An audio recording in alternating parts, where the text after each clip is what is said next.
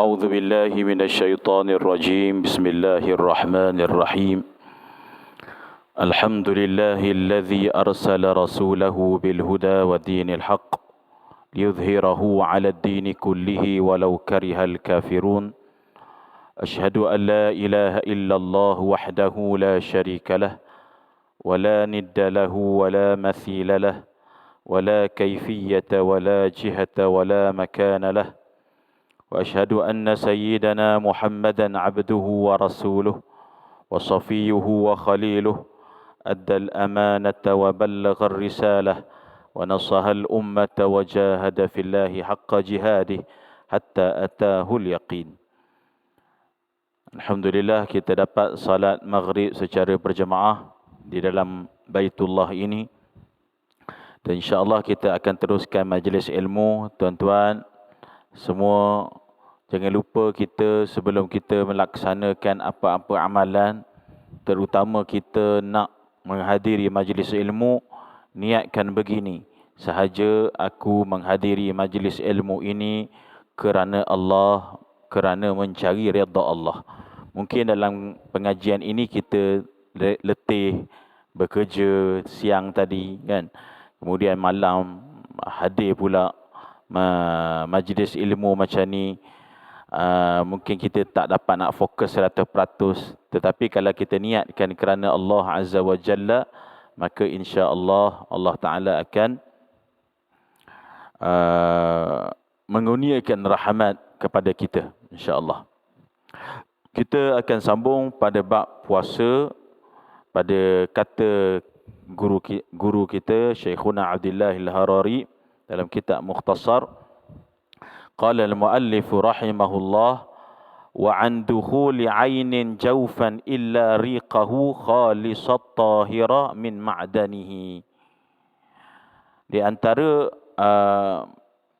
puasa ini artinya kita kena imsak. Imsak ni maknanya kita nanti bulan Ramadan nanti kita kena menahan diri. Menahan diri ini bukan sahaja menahan diri daripada makan, menahan diri daripada minum. Dia ada juga menahan diri daripada perkara-perkara yang lain wajib, seperti jima', bersetubuh, suami isteri, begitu juga istimna', melakukan perbuatan onani, itu haram, bahkan membatalkan puasa. Jangan jadi macam fahaman Al-Wahabi. Fahaman Wahabi mengatakan harus melakukan perbuatan itu, wal'iyadzubillah, sedangkan ianya adalah haram. Begitu juga kena menahan diri daripada sengaja memuntahkan, mengeluarkan sesuatu daripada perut kita ketika siang Ramadan. Begitu juga kena menahan diri daripada berlakunya apa-apa perkara yang murtad, seperti menghina Allah, menyamakan Allah dengan makhluk, mengkafirkan orang Islam tanpa hak, dan juga perkara-perkara murtad yang lain. Dan hari ini kita sambung, berkata tuan kitab, perlu kita menahan diri daripada memasukkan sesuatu ke dalam rongga, kecuali air liurnya yang khalis. Khalis ni maknanya yang asal, yang tidak bercampur dengan bahan-bahan lain. Tercampur dengan bahan-bahan lain ni macam mana? Contohnya tercampur dengan lauk-lauk, saki-baki lauk sahur tadi, kan? Ataupun tercampur, termasuk dengan sesuatu yang lain pada air liur dia, yang tu tak boleh telan. Jadi kalau air liur yang orang kata zero, kosong, tidak ada apa-apa tercampur dengan benda lain, bukan daripada luar orang ludah dalam mulut kita, tetapi air liur itu daripada bahagian dalam badan kita, kemudian dia berada di dalam tekak kita, dan kita sampai ke mulut. Bila sampai ke mulut, kita telan balik. Macam mana hukumnya? Selagi mana air liur itu tahir, maknanya tak bercampur dengan benda-benda lain, hukumnya tidak membatalkan puasa. Jadi tuan kitab mengatakan rahimahullah, di dalam mazhab Imam Asy-Syafi'i, wajib ke atas orang yang berpuasa menahan diri daripada memasukkan sesuatu ke dalam rongga terbukanya, walaupun benda yang nak dimasukkan itu kecil ataupun sedikit. Contoh macam mana? Contoh habbatus simsim. Habbatus simsim ni macam biji yang kecil sangat.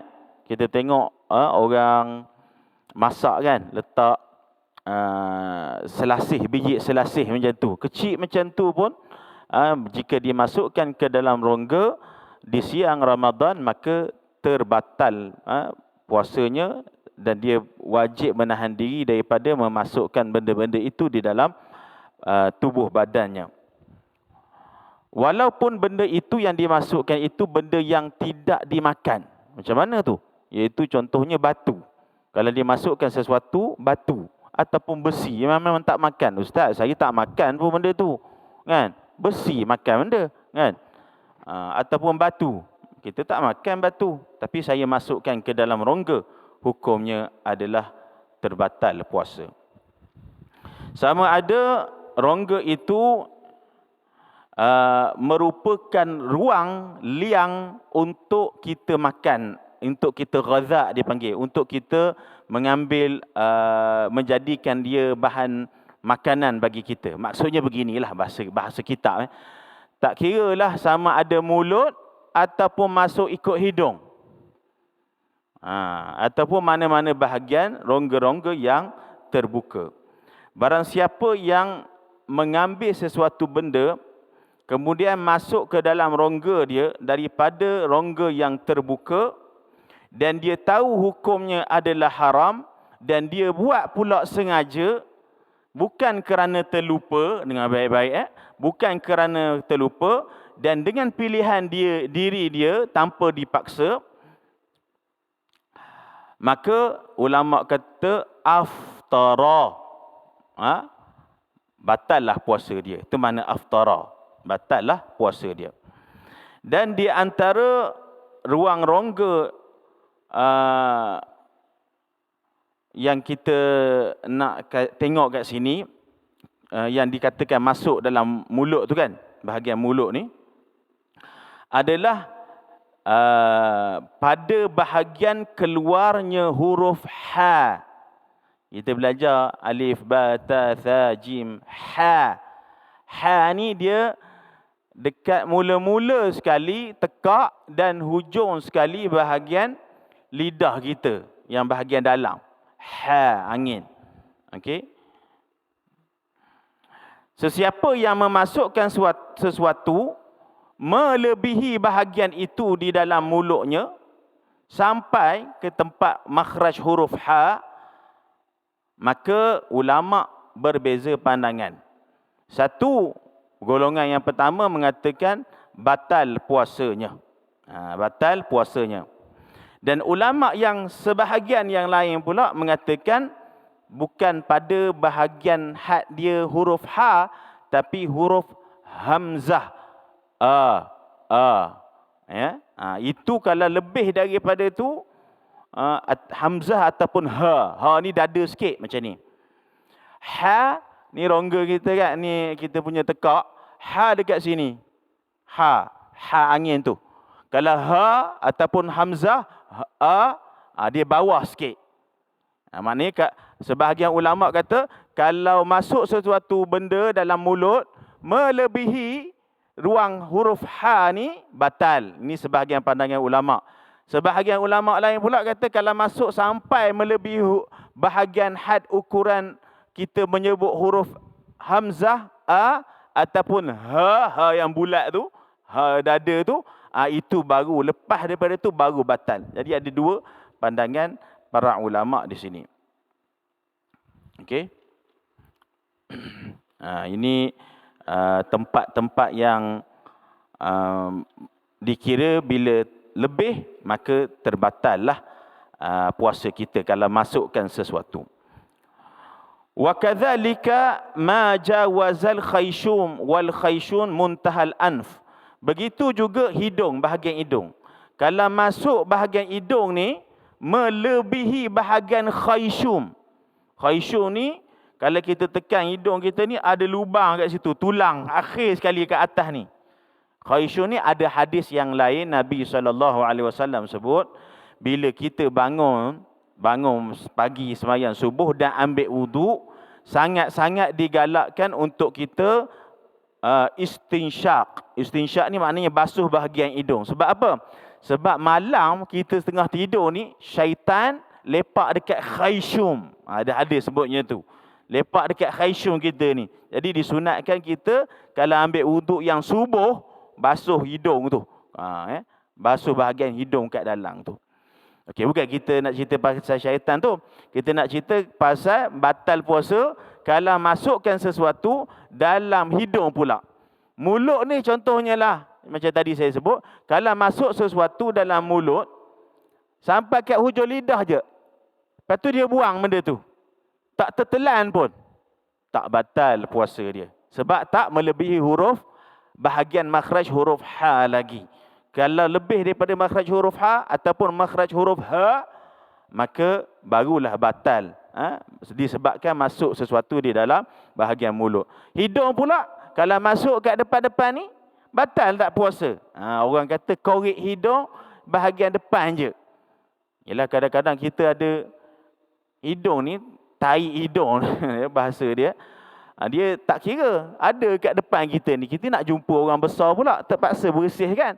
Jadi kita buat cuci-cuci sikit hidung depan kita tu tanpa memasukkan ke dalam khayshum.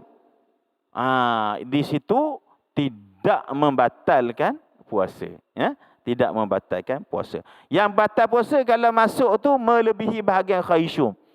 Bahagian khayshum. Mana bahagian khayshum ni? Tulang ni. Tulang hidung ni atas ni. Ada tulang kat atas kat sini. Itu bahagian khayshum. Khayshum ni kan kalau kita belajar tajwid, ada gunnah kan? Idgham bil gunnah. Dengung. Bahagian dengung. Mimma. Tu khayshum. Jadi kalau masukkan sesuatu dalam lubang hidung bahagian depan ni, tidak lagi membatalkan puasa. Tapi tak kata digalakkan korek hidung di bulan puasa di siang hari, tidak. Tapi nak bincang batal ataupun tidak. Wala yufattiru ma lam yujawizul khayshum. Maka tak batal puasa kalau tidak melebihi daripada bahagian khayshum. Begitu juga wa ma jawazal ihlal wa huwa makhrajul baw fihi khilafun fi madhhab Syafi'i. Okey, dia ada satu bahagian ini kita untuk ilmu wanita dia ada bahagian kemaluan dia, bahagian ihlal dipanggil. Kemaluan dia tu bahagian dalam. Di dalam mazhab Imam Syafi'i, mu'tamadnya adalah bahagian permulaan kemaluan itu kalau dimasukkan sesuatu sama ada jari ataupun selainnya, mu'tamad qaul mazhab Imam Syafi'i tidak batal. Kecuali masuk lebih daripada itu. Okey? Kerana ada ulama mazhab Syafi'i juga kata batal. Jadi disebut kalau wanita memasukkan jarinya ke dalam farajnya. Ini kitab sebut ya. Kita kena tahu juga. Sebab kadang-kadang sedang membasuh, menyuci, istinja diri dan sebagainya. Sehingga melebihi bahagian ihlal itu, maka terbatal puasanya. Kita tengok. Kita tak cakap pasal makan minum dah ni. Kita cakap bahagian memasukkan sesuatu ke rongga yang terbuka. Bahagian-bahagian yang terbuka. Begitu juga huknah. Huknah ni apa? Iaitu bahagian kubul ataupun dubur. Boleh membatalkan puasa juga. Bahagian tempat buang air besar. Masukkan sesuatu di dalam tempat buang air besar. Ustaz, apa nak cerita macam ni? Tak, kena bincang benda tu. Kan kadang-kadang ada ubat demam. Kan? Ubat demam tu masuk ikut ponggong. Kan? Macam mana? Orang tanya. Macam mana hukum masuk ubat demam yang ikut ponggong tu dia tak makan? Mazhab Syafi'i batal. Ya? Dia tak masuk ikut mulut, dia tak makan Panadol. Dia masuk ikut ponggong. Kan ada ubat demam yang bentuk macam peluh pandu tu. Budak-budak lah biasa kan kalau kita tahu. Itu yang masuk ikut ponggong tu batal tak puasanya? Hukumnya di sisi mazhab Syafi'i aftarat.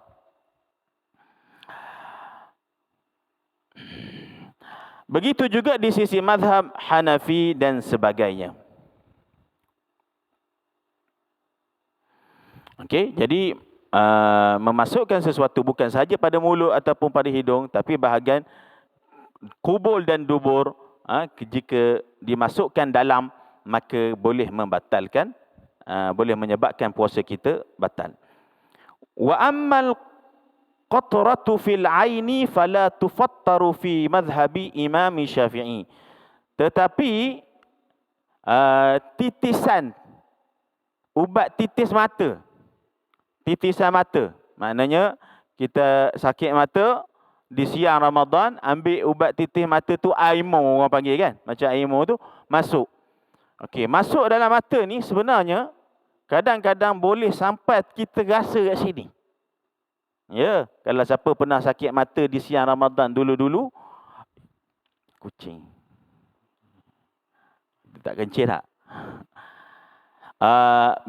Bila dia masukkan ubat tu dalam mata, kemudian ada rasa dekat sini. Batal tak? Ni ulama kata fala tufattaru fi madhhabi Syafi'i. Tidak batal puasa di sisi mazhab Imam Syafi'i. Walau sya'ara bi ta'miha, walaupun dia rasa air tu, ubat mata aimo tu tadi, dia rasa ketekak dia ni. Fi halqihi, di halqum dia. Manakala kalau air itu tadi tiba-tiba sampai ke bahagian mulut, kemudian dia telan. Air yang titis mata, ubat titis mata tadi kan, masuk ke mata, kemudian dia sampai dekat halqum, telan, tak apa lagi. Tapi kalau tak batal puasa. Tapi kalau sampai kat mulut, lepas tu dia boleh buang ni. Tapi dia tak buang, dia telan. Di situ fabala'ahu aftara, maka dikira batal puasa dia. Kena tahu ya. So kita belajar tadi, masuk ikut mulut apa yang batal, masuk ikut hidung sampai mana batal, masuk ikut punggung ikut sama mana batal, kemaluan terutama wanita sampai mana batal, walaupun jari, mata, masuk air ikut masuk aimo ataupun ubat air mata tu, batal ke tidak. Jadi kita kena tahu benda tu. Jadi kalau sampai dekat halqum terus, maka walaupun dia masuk ke perut, tidak batal puasa. Ya. Tapi kalau dia sampai ke mulut, lepas tu kita boleh buang, kita tak buang, kita telan. Sebab ustaz kata tak batal puasa, dia telan. Kalau telan tu baru batal. Sebab sebenarnya dia boleh buang benda tu, dia tidak ada keuzuran. Wala yadurru dukhulu ma siwal aini karaihatil bakhur. Dan tidak menjadi kemudaratan, maknanya tak batal puasa, masuknya sesuatu benda seperti bau daripada asap bakhur. Bakhur ni tuan-tuan, kalau kita tengoklah sejak berapa tahun yang lalu, 10 tahun lebih kurang, di majlis-majlis dulu ada majlis selawat. Kuala Lumpur berselawat, Pahang berselawat, Selangor berselawat. Biasanya para habib-habib daripada Yaman ni, orang-orang Arab ni, waktu selawat-selawat tu dia akan pasang wangian. Kalau dekat Mekah pun banyaklah. Kat Mekah, Madinah, banyaklah dia pasang tu. Dia bentuk macam ni, kemudian dia letak arang, fahas dipanggil dalam bahasa Arab. Kemudian dia letak pewangi daripada kayu ud, kayu pokok ud tu. Jadi asap tu kalau kita hidu di siang Ramadan, jadi batal tak puasa kita? Kena tahu benda ni. Ya. Hukumnya adalah tidak membatalkan puasa kita. Ya. Walaupun dia sengaja. Sebab Nabi SAW, baginda suka berbakhur. Rasulullah ni dia nak wangikan baju-baju baginda ni, baju-baju Rasulullah ni macam mana? Rasulullah akan pasang bakhur asap wangi itu daripada ud dan selainnya, daripada misk kadang-kadang, lalu diletakkan di baju Rasulullah dan dibagi pada Rasulullah tu. Rasulullah tarik asap tu. Tarik asap tu, Rasulullah hidu. Oh, wangi. Memang wangi. Okey. Jadi sedut asap begitu, bagi asap bakhur tidak membatalkan puasa walaupun dengan sengaja. Walaupun dengan sengaja. Kecuali asap syurban sigarah. Iaitu asap daripada orang yang isap rokok. Isap rokok, asal daripada isap rokok, ulama kata membatalkan puasa. Wa btila'u ma yanhalu min tanbak yadurru. Begitu juga menyedup sesuatu yang dibuat daripada tembakau. Kadang-kadang orang kata rokok dan hair je batal. Rokok sempurna tak batal sebab wangi, ustaz. Rokok orang sempurna tak batal, dia kata dia. Tak batal. Sebab dia buat daripada tambak. Tambak ni maknanya tembakau. Okey. Cerita tembakau ni yang kilang yang paling besar sekali, kilang rokok yang paling besar sekali dekat Indonesia. Ya, ada cerita-cerita orang cerita dululah, ada 3 orang. 3 orang naik berlayar kapal. Ni cerita-cerita lawak-lawak aje tuan-tuan. Seorang orang Australia, seorang orang Indonesia, seorang lagi orang Malaysia, orang kita. Orang Australia ni ceritalah dekat tepi ujung kapal macam duduk kat tempat Titanic tu, dia kata, "Oh, negara aku hebat," kata dia. "Ni tengok ni, aku makan apple." Dia makan apple. Makan 1 kali kau, lepas tu dia buang. "Hei, apa kau buang?" "Apple tu." Dia kata, negara aku bangga negara aku, kata dia. Banyak buah apple. Jadi makan sekali buang, makan sekali buang. Ada lagi sekali dia gigit gitu je. Bangga dengan apple dia. Datang orang Indonesia ni, dia pun petik rokok. Petik rokok. Petik rokok, sedut sekali. Buang terus. Orang Malaysia dengan Australia ni pun, apalah, rugilah sedut sekali buang terus. Ada lagi, kata dia. Berkotak-kotak lagi ada. Negara aku bangga dengan rokok. Indonesia kan banyak rokok. Suria biru, suria coklat, hitam semua ada. Orang Malaysia ni pun nak tunjuk bangga juga. Nak bangga dengan apa? Nak angkat KLCC tak ada. Jadi dia angkatlah 2 orang. Kawan dia tadi campak orang tu. Dia kata, "Kenapa campak kami?" Dia kata, "Awak ni orang Indonesia ni ramai kat tempat koma." Dekat Malaysia banyak orang Indonesia. Bangga kita dengan orang Indonesia. Lawak lah, cerita-cerita lawak. Tak betul pun. Jadi, kalau isap rokok berbeza dengan bakhur tu tadi. Bakhur tidak membatalkan puasa. Asap rokok membatalkan puasa. Sebab apa? Sebab asap rokok ni dia ada juzuk, dia ada ajza', ada bahagian yang kecil yang masuk ke dalam rongga. Kalau asap bakhur ni dia halus sangat. Bakhur yang wangi tu dia halus sangat, jadi tidak membatalkan puasa. Wala yadurru aidan ma tasharrabuhu masamu minad duhni wal kuhli wa nahwi dhalika. Begitu juga tidak batal puasa kesan daripada rasa kuhul. Tuan-tuan kan kadang-kadang kita waktu sahur kita dah makan, kita dah gosok gigi, lepas tu ada sebahagian orang dia akan komo dengan Listerine. Bila komo tu ada bau, kan? Ada lagi benda kesan tu. Azan subuh dah. Allahu Akbar, Allahu Akbar. Macam mana dia punya? Ada lagi rasa tu. Rasa yang Listerine yang dia komo tu tadi. Itu disebut oleh ulama wala yadurru. Tidak membatalkan puasa. Ya. Manakala telinga pula. Wa ammal udhunu faqad ikhtalafa ashabu Syafi'i rahimahullah. Telinga ni, ulama-ulama mazhab Syafi'i berbeza pandangan. Antara ianya manfaz maftuh amla. Sama ada ianya rongga yang terbuka ataupun tidak.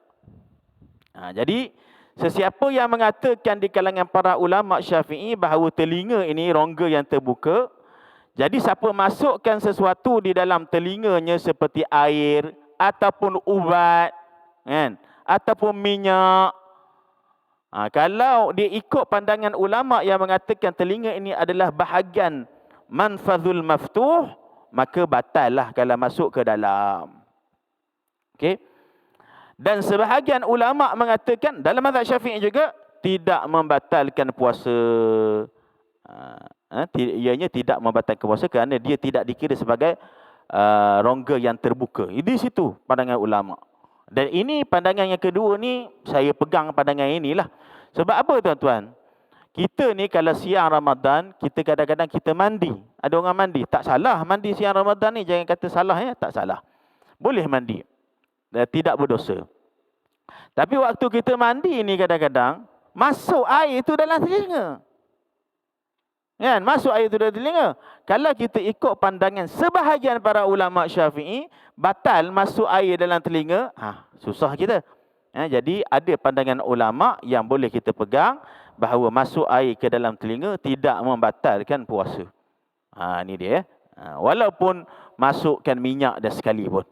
Jadi ubat titisan dalam telinga tu, beza pandangan ulama mazhab Syafi'i. Ada kata batal, ada kata tidak batal. Dan dimaafkan apa-apa debu kalau masuk dalam mulut kita. Okey, dimaafkan. Walaupun dia sengaja membukanya. Kita saja bercakap buka mulut, lalu lori tengah buat ICRL tu, masuk debu tu dalam mulut kita. Maka di sini kalau debu yang sikit-sikit tu, ianya la yufattiran, tidak membatalkan puasa. Sebab apa? Sebab susah kita nak buat. Susah kita nak halang diri kita daripada debu-debu tersebut. Begitu juga debu daripada orang dulu di madrasah, di sekolah-sekolah dulu dia apa? Dia tulis pakai kapur, dia tak pakai marker macam ni dah kan, kapur. Bila padang tu, kapur ni kat tabsyur ni, dekat papan putih, papan hijau tu, kan ada debu kan. Kadang-kadang masuk debu tu. Ini juga tidak membatalkan puasa. Di sisi mazhab Imam Syafi'i. Begitu juga orang yang membuat makanan ataupun minuman, dan masa dia masak tu, tengah masak tu, kan ada asap. Asap kadang-kadang masak yang jenis smoke tu. Yang daripada Turki tu yang dia masak senyum. Asap dia, masakan dia. Masak di siang Ramadan waktu asar. Orang dekat apa? Bazar Ramadan kan masak. Ada asap kan? Masuk dalam diri dia. Asap burger, asap martabak, semua ada. Lengkap semua asap masuk. Okey, ini juga tidak membatalkan puasa.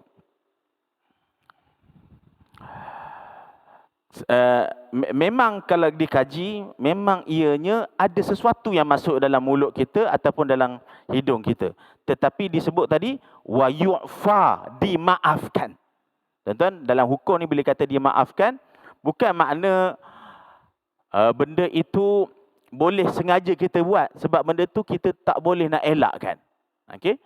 Yu'fa ni, perkataan yu'fa ni kadang-kadang kita bincang pasal darah. Contoh darah.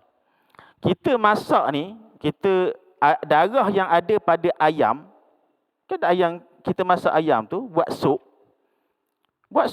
kan ada darah ayam yang dalam daging tu. Bukan ayam je, daging pun kadang-kadang kita buat sup, ada darah tu kan. Darah tu. Itu darah tu, mazhab Syafi'i najis. Tapi yu'fa anhu, dimaafkan. Dimaafkan. Maknanya boleh makan, Ustaz? Boleh. Yu'fa. Dia kira najis tapi yu'fa. Dimaafkan. Sebahagian ulama kata kalaulah tumpah orang tu masak kari daging ataupun kari ayam yang telah bercampur dengan darah yang ada pada dalam daging dengan dalam ayam tu, kemudian kuah tu kan dah campur dengan darah, kalau kena dekat baju banyak, tanajjasal libas, najislah pakaian ni, kena basuh pakaian ni. Tapi kalau untuk makan, yu'fa anhu, dimaafkan. Itu kena tahu hukum-hukum dia. Tapi kalau kena baju, kena basuh baju ni. Kalau kena bahagian banyak, besar duit shilling 50 sen tu. Ni kita jawi sebut macam tu. Besar duit 50 sen, kena kuah yang dimasak dalamnya tadi daging ataupun ayam, seperti kuah kari ataupun kari ayam. Kuah tu banyak kena dekat baju kita, kena basuh baju tu. Sebab apa? Kena basuh. Sebab ada darah tadi campur. Ustaz kan boleh makan? Memang boleh makan. Dari segi makan, yu'fa anhu, dimaafkan untuk makan. Tapi untuk kena kat baju, kena basuh. Ini mazhab Syafi'i. Mazhab Syafi'i ni dia detail sikit. Tak ada masalah, bendanya mudah je. Jangan ingat kita makan najis yang tidak dimaafkan. Tak, kita makan yang ada benda tu dalam tu darah. Ya, memang darah, hukum je, hukum najis. Tapi yu'fa anhu. Sama juga dengan tadi, orang yang masak-masak tadi, ada asap-asap masuk, dia sedut dalam hidung dia, dimaafkan. Begitu juga yang kita sebut sebelum ini, dimaafkan air liur yang bersih dan daripada tubuh badannya yang tidak dikeluarkan daripada mulutnya. Walaupun air liur itu sampai ke dekat-dekat bibir dan dia telan air liur itu, maka dimaafkan. Maknanya tidak membatalkan puasa. Manakala hanya bahagian bibir dekat bahagian bawah ni, kan kalau kita tutup bibir kita, kita tutup ni, kat bahagian tutup tu, kat dalam sini, kan ada balal. Balal ni apa? Iaitu lembab-lembab kan? Ada lembab-lembab sikit, ada macam air kan? Itu juga tidak membatalkan puasa. Okey? Kadang-kadang kita jalan, kita apa? Kita buat lidah kita keluarkan, lidah kita dekat bahagian sini kan. Bahagian dalam ni. Bukan bahagian luar. Kalau bahagian luar, tuan-tuan buat macam ni, waktu siang Ramadan, dan ada debu, telan pula, batal. Bahagian luar, ni bahagian dalam ni. Bahagian dalam ni tidak batal. Kalau telan, apa-apa yang kena pada bahagian balal itu. Balal ni maknanya bahagian yang lembab itu. Manakala air liur yang bercampur dengan benda-benda yang lain yang suci sekalipun, kemudian dia telan, maka membatalkan puasanya. Begitu juga air liur yang tercampur dengan benda-benda najis. Contoh, kalau dia, walau jama'a riqahu, dia kumpul air liur dia dalam mulutnya. Kemudian dia keluarkan daripada mulut dia. Dan kemudian dia masukkan semula. Budak-budak selalu buat main-main air liur kan. Dia keluar, lepas tu dia masukkan semula. Dan dia telan dengan sengaja. Apa dia? Thumma bala'u amdan lam yufattir. Tidak batal puasanya kalau tidak campur dengan benda-benda yang lain. Tetapi kalau bercampur dengan benda yang lain, contohnya dengan darah ataupun sesuatu benda yang lain, maka di situ batal puasanya. Aftara. Okey. Begitu juga orang yang yamshi fil matar, dia jalan di waktu hujan. Ini hukum orang berpuasa, dia jalan di waktu hujan. Kalau dia tengah jalan di waktu hujan turun tu, ni berlaku kat negara kita ni. Tiba-tiba air hujan tu masuk dekat mulut dia. Ada sikit kena air hujan. Lepas tu dia telan. Fabala'ahu ma'al qudrah ala man'i dhalika fa innahu yuftar. Kemudian bila masuk dalam mulut dia dan dia telan dalam mulut dia sampai ke dalam dengan sengaja, batal. Kecuali dia tak boleh nak elak dah. Macam mana tu? Hujan lebat contohnya. Masuk dalam mulut. Lepas tu, bila masuk dalam mulut tu, tercampur dan tertelan lah. Di situ tidak membatalkan puasa dia. Ini kita, ulama' kaji juga. Begitu juga dimaafkan bukhar, asap air. As-sakhina fil hammam. Asap air yang berada digunakan ketika mandi. Di Turki tuan-tuan, kalau pergi jalan dekat Istanbul, dekat dengan Masjid Biru, terkenal lah, gambar-gambar Turki mesti ada Masjid Biru tu, Masjid Sultan Ahmad. Sebelah Masjid Sultan Ahmad tu ada Hammam Sultan dia panggil. Besar, cantik, besar pada ni lagi. Iaitu tempat mandi Sultan. Orang Turki, dulu-dulu dia mandi, ada cara dia, ada teknik dia, ada cara dia orang mandikan. Iaitu menggunakan bahur, menggunakan asap. Mandi tu orang mandikan. Siapa yang pernah pergi jalan tu, mungkin pergi ambil package tu, orang mandikan lah. Seronok. Tapi tutup aurat lah. Tutup aurat. Yang mandi tu bukan orang perempuan. Orang lelaki lah mandi kan. Ya? Tapi tutup aurat lah. Aurat yang kena tutup tu, dia tutup lah. Okey. Asap ni yang banyak ni, waktu mandi di dalam hammam sedemikian, batal tak puasa? Hukumnya yu'fa anhu, dimaafkan, tidak membatalkan puasa. Begitu juga dukhanul hatabi. Dukhanul hatabi, asap yang diambil daripada, yang keluar daripada bahan bakaran kayu, hatab.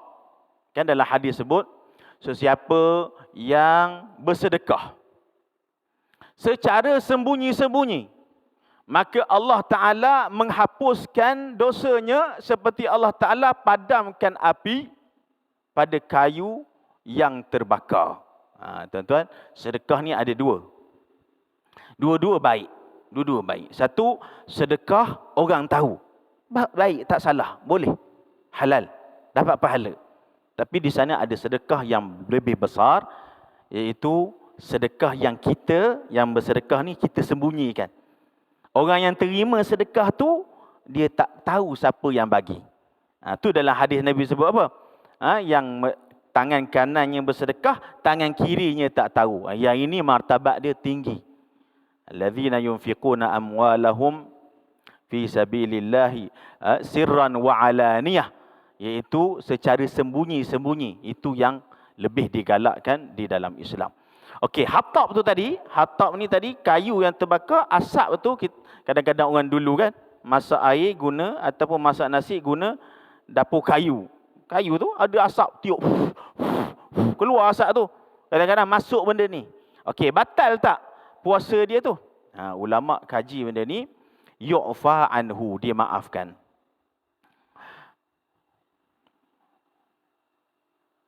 Begitu juga yang lalu di hadapan orang lain yang hisap rokok. Orang lain hisap rokok, bukan dia. Kan? Duduk dalam bas, yang driver tu bukan Islam, Hindu contohnya. Kemudian dia hisap rokok. Yelah, dia dalam hal dia tak hormat kita tu satu hal lah. Kita ni terhidu asap dia tu. Batal tak puasa kita? Terhidu. Hukumnya yu'fa anhu, tidak batal puasa kita. Dan mencium bau-bauan makanan yang ada keluar asap, yang seperti mana kita sebut tadi, yang sikit, ianya tidak membatalkan puasa.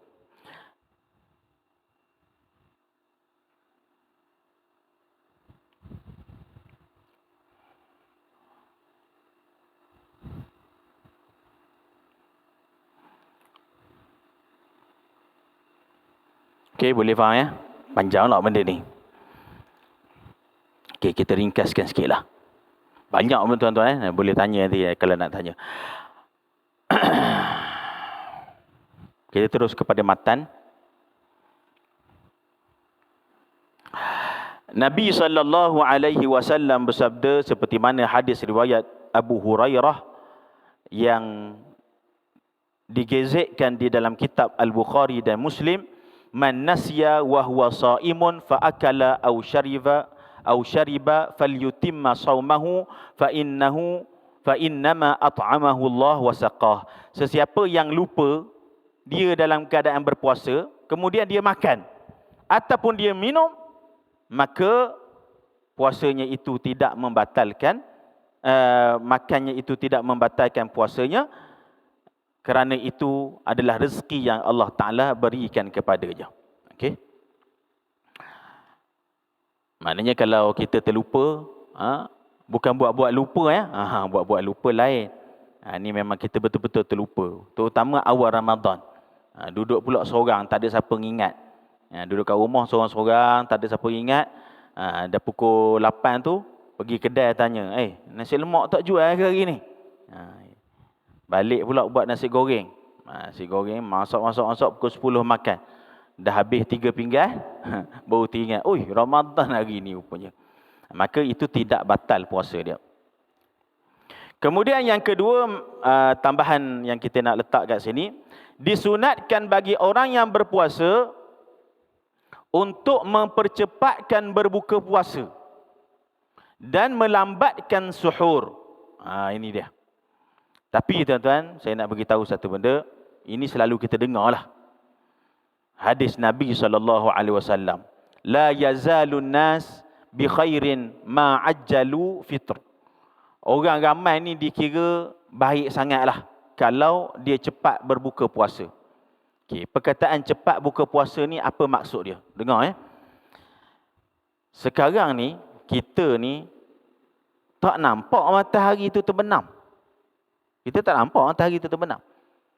Seluruhnya, kita dah sebut sebelum ni, maghrib masuk bila mana matahari terbenam seluruhnya. Kita tak nampak. Yang digalakkan cepat buka puasa bila dah confirm masuk waktu maghrib. Habis macam mana Ustaz? Salah ke waktu yang tertera kat sini? Saya tak kata salah. Tapi saya pernah tengok depan mata saya sendiri. Saya duduk kat Muar. Masa tu saya saja nak muraqabah. Tepi laut. Matahari itu tak habis terbenam tu lagi. Tak terbenam penuh lagi. Dia kena terbenam sepenuhnya bulatan tu. Tak habis lagi. Masjid.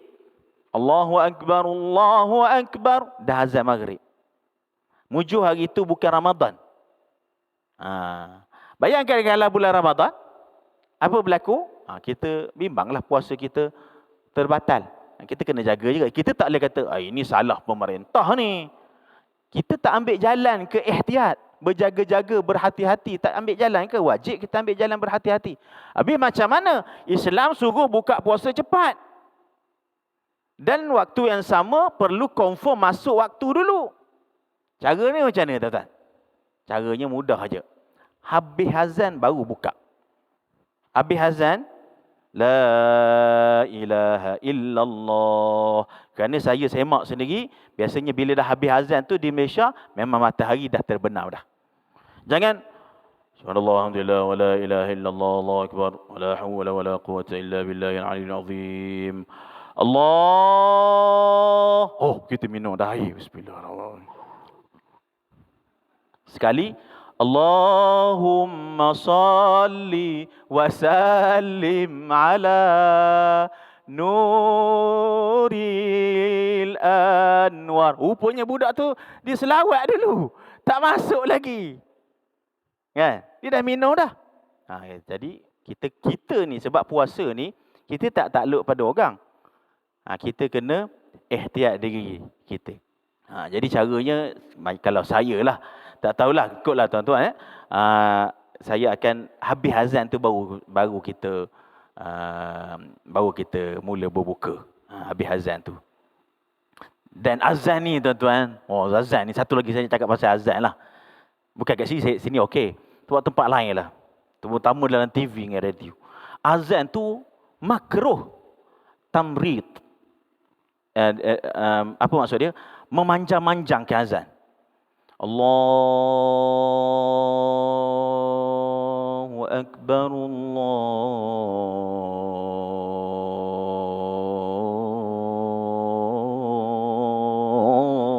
Akbar. Allahu Akbar saja yang satu tu 1 minit. Kita tunggu, ya Allah, bila nak habis azan? Ustaz kata habis azan baru buka puasa. Dalam mazhab Syafi'i, buka semua kitab mazhab Syafi'i, makruh tukar azan panjang-panjang. Azan tak boleh panjang-panjang sangatnya tu. Sikit je dah. Allahu Akbar, Allahu Akbar. Allahu Akbar, Allahu Akbar. Macam cukup. Ini Allah macam-macam lagu. Isabella pun ada. Lengkap tu, lagu Wing, Search semua keluar. Dia punya lenggok tu. Makruh hukum dia. Tak boleh. Bukalah kitab mazhab Syafi'i. Ini dalam TV terlalu panjang azan. Lama. Sebab yelah, antaranya macam ni juga kita nak beramal, nak semayang. Azan punyalah panjang. Ya?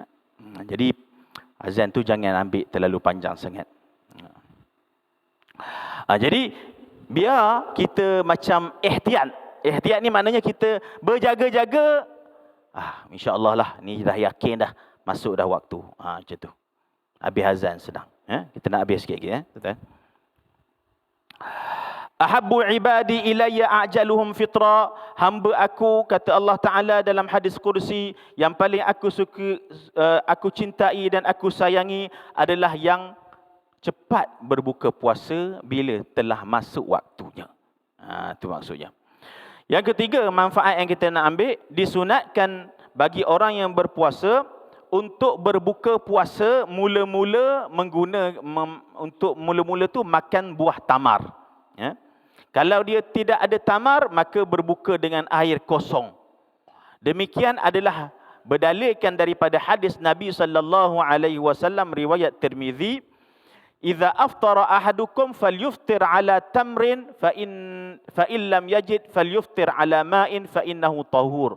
Kalau seseorang di antara kamu nak berbuka puasa, berbuka puasalah dengan buah tamar. Kalau tak dapati, berbuka puasalah dengan air, sesungguhnya air itu suci. Okey. Sekali lagi kita habiskan je yang lain ni. Berkata tuan kitab lagi, hendaklah di dalam keadaan dia berpuasa itu tidak berlaku junun, gila. Dia tidak berlaku gila pada diri dia. Walaupun sedetik. Kalau orang tu hilang akal, gila sedetik, maka batal puasa dia ketika itu. Dan tidak berlaku pengsan ke atasnya selama 1 hari tersebut. Kalau 1 hari tu dia pengsan, 1 hari siang tu dia pengsan, letih sangat kot puasa, maka tidak sah puasa dia. Begitu juga tidak sah puasa pada kedua hari raya. Tidak sah puasa pada hari tasyrik. Begitu juga tidak sah puasa selepas nisful akhiru min Sya'ban. Sekarang ni tak sah, tak boleh puasa sekarang ni. Lepas nisful akhir Sya'ban tak boleh puasa. Kecuali qada ataupun nazar. Ataupun puasa sunat yang dia biasa buat sebelum daripada ini. Begitu juga tidak sah puasa pada hari syak. Hari syak ni apa dia? Hari syak ni hari yang orang kata, orang ragu-ragu. Hari ni puasa ke tak? Tak dapat berita apa-apa. Puasa je lah, kita jaga-jaga. Tak boleh. Hari syak tak boleh puasa. Kecuali puasa yang kita sebut, yang saya sebut tadi, iaitu puasa sunat yang dia sambung sebelum nisfu Sya'ban, Isnin Khamis, ataupun puasa qada, ataupun puasa nazar, ataupun puasa wirid, seperti mana orang yang biasa puasa Isnin dan Khamis. Dan di sana waktu nisfu Sya'ban, 15 Sya'ban, disunatkan seseorang itu berpuasa kerana Nabi SAW bersabda, "Idza tasafa Sya'ban," Nabi SAW bersabda, "Idza kanat lailatun nisfi min Sya'ban faqumu lailaha wasumu naharaha." Bila kamu berada pada malam nisfu Sya'ban, malam itu banyak qiyamul lail, salat dan sebagainya, siangnya kamu berpuasalah, iaitu pada 15 Sya'ban. Okey, ini sedikit ringkas sahaja tentang puasa yang boleh kita ambil. Dan saya nak habiskan sekarang ni juga terjemahan je lah, kita baca terjemahan akhir tu, bahagian akhir. Barang siapa yang rosak puasanya pada bulan Ramadan, tidak ada rukhsah baginya untuk tidak ada rukhsah baginya kerana kerosakan puasanya itu untuk melakukan persetubuhan. Tak boleh. Kalau dia buat, maka ke atasnya dosa dan dia kena qada nanti terus, dan dia kena bayar kafarah zihar, iaitu memerdekakan seorang hamba. Kalau tak mampu, kena puasa 2 bulan berturut-turut. Kalau tak mampu, kena bagi makan seramai 60 orang miskin dengan makanan asasi. Wal muddu mil'ul kaffain mu'tadilan, iaitu makanan asasi beras. Seorang dapat 1 cupak beras. 60 orang miskin bagi makan. Itu kalau dia melakukan persetubuhan di siang Ramadan disebabkan puasa yang dia sengaja batalkan. Macam mana, Ustaz? Iaitu dia makan, siang Ramadan tu dia makan, dia minum, kemudian dia melakukan persetubuhan. Nak pula orang baru kahwin kan, berlaku pada siang Ramadan. Maka dia, walaupun dia kata saya dah batalkan puasa saya dengan makan, boleh tak dia bersama dengan isteri dia di siang Ramadan? Tidak boleh, kena kafarah, berdosa, kena qada terus nanti. Itu dia. Okey, saya rasa setakat itu saja tuan-tuan. Yang paling penting dalam bab puasa ini, yang paling pentinglah bagi saya, kita hidupkan bulan Ramadan ini, dan bulan Ramadan ini dengan menzahirkan syiar Islam. Cuba kita, saya kalau kat Mesir dulu tuan-tuan, ini cerita je. Di Mesir kalau bulan Sya'ban sekarang ni, dia ada satu lampu Ramadan. Dipasang di sepanjang jalan. ahlan Ramadan, meraihkan Ramadan tu. Mereka dekat Mesir, dekat negara Arab ni, meraihkan Ramadan ni macam meraihkan hari raya. Macam tu. Macam mana kita tengok hari raya kita kat Malaysia ni kan? Diraihkan, begitulah mereka raihkan Ramadan. Memang seronok. Cuba tuan-tuan ada masa ni, dalam seminggu ni kita cuba hidupkan Ramadan. Mungkin kita buat apa-apalah kelainan sikit ke, menampakkan bahawa kita menyambut kedatangan bulan Ramadan. Kerana ulama' mengatakan, pengarang kitab yang kita belajar tu, guru saya Syekh Abdullah Al-Harari, dia mengatakan sesiapa yang bangkitkan syiar Ramadan sebelum datangnya Ramadan, seperti mana dia menyambut tetamu yang hebat, orang itu akan mendapat pahala yang sangat-sangat besar di sisi Allah Subhanahu Wa Taala. Cuba kita buat persediaan sekarang ni. Buat persediaan dari pergi zahir, mungkin letakkan rentang ke, ataupun lampu-lampu dipasang, ataupun kita susunlah benda-benda yang jadual-jadual di bulan Ramadan kelak bagi menghidupkan bulan Ramadan yang akan datang. InsyaAllah kita doa supaya Allah Ta'ala merahmati kita dan mengampunkan dosa kita. Ya, kita tutup dengan tahlil 3 kali dan selawat atas Nabi Muhammad sallallahu alaihi wasallam bersama-sama. La ilaha illallah, la ilaha illallah, la ilaha illallah. Allahumma salli ala sayyidina Muhammad wa ala alihi wa sahbihi wa barik wa sallim. Bismillahirrahmanirrahim. Alhamdulillahi rabbil alamin.